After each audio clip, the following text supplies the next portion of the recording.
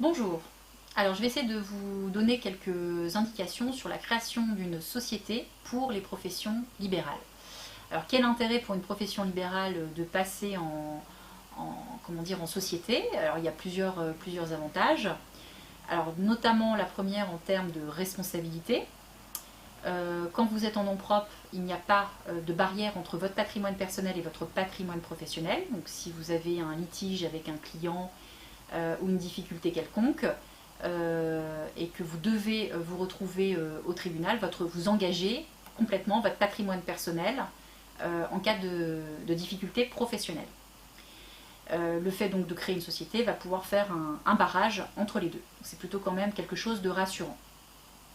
Deuxièmement, en termes de fiscalité, alors vous avez certainement remarqué quand vous êtes en BNC, en bénéfices non commerciaux, vous pouvez avoir comment dire, une activité fluctuante, avoir une très très bonne année une certaine année, et puis l'année suivante avoir une baisse de chiffre d'affaires, et donc vous vous retrouvez avec un effet yo-yo, avec une année vous payez énormément de charges sociales, une autre année vous payez énormément d'impôts sur le revenu. Donc ce qui n'est pas toujours très évident à gérer en termes de trésorerie. Eh bien, le fait de créer sa société pourra éventuellement permettre de lisser votre rémunération, puisque vous aurez une rémunération de dirigeant. Donc par exemple, si vous créez une CELARL, vous allez pouvoir vous rémunérer en tant que gérant de société et de déterminer à l'avance quelle rémunération vous voulez fixer, ce qui permettra de limiter vos charges sociales si vous décidez de vous rémunérer de manière linéaire tout au long de l'année. Et puis le surplus que vous aurez en bénéfice, vous pourrez toujours éventuellement vous les distribuer en dividendes à la fin de l'année, ou bien si vous n'en avez pas besoin, les laisser dans la société pour un éventuel investissement. Et tant que cet argent reste dans la société, il n'est pas imposé à l'impôt sur le revenu.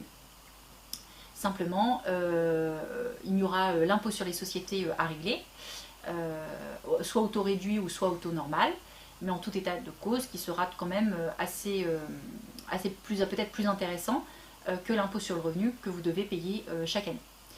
Alors pour chaque situation, il est intéressant de faire des simulations. N'hésitez pas à consulter un avocat et un expert comptable pour effectuer ces simulations avant de vous lancer dans la création de votre société. Sachant que vous avez différentes méthodes pour y arriver. Quand vous créez votre société, vous avez une possibilité d'apporter votre activité libérale à une société à constituer. Donc vous aurez nécessairement besoin d'un commissaire aux apports qui va évaluer la valeur de votre fonds libéral.